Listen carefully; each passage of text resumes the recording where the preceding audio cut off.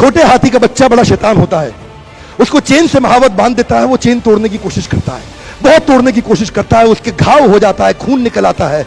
Chain तोड़ पाता है? यस नो, नहीं तोड़ पाता। धीरे धीरे हाथी का बच्चा बड़ा होता है, विशाल हाथी बन जाता है।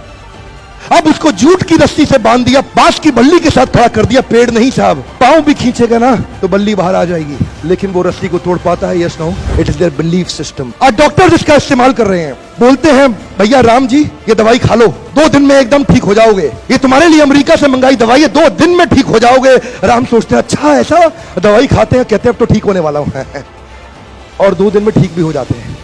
वो दवाई थी? नहीं, वो दवाई नहीं थी, वो एक खोखली गोली थी। इसको बोलते हैं placebo effect. It is their belief system. ये माइंड इतना पावरफुल है ना, इस माइंड की मदद से ये आदमी, it can break you, it can make you, you can become strongly mental और you can become mentally strong. You can have a hopeless end और you can have an endless hope.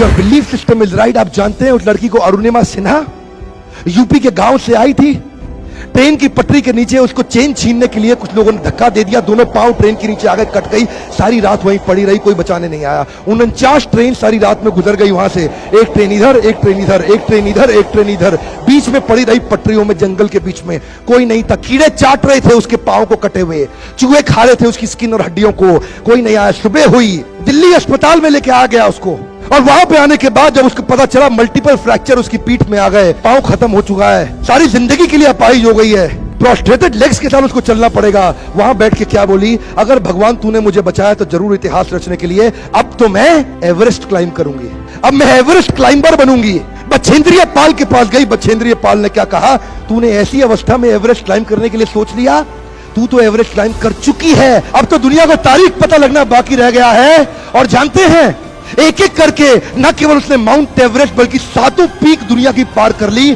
आज NDA government में उसको Padmashri award मिला है। साहब, आदमी विकलांग शरीर से नहीं होता है, मन से होता है। अगर मन से विकलांग हो गया तो हमेशा के लिए विकलांग हो गया।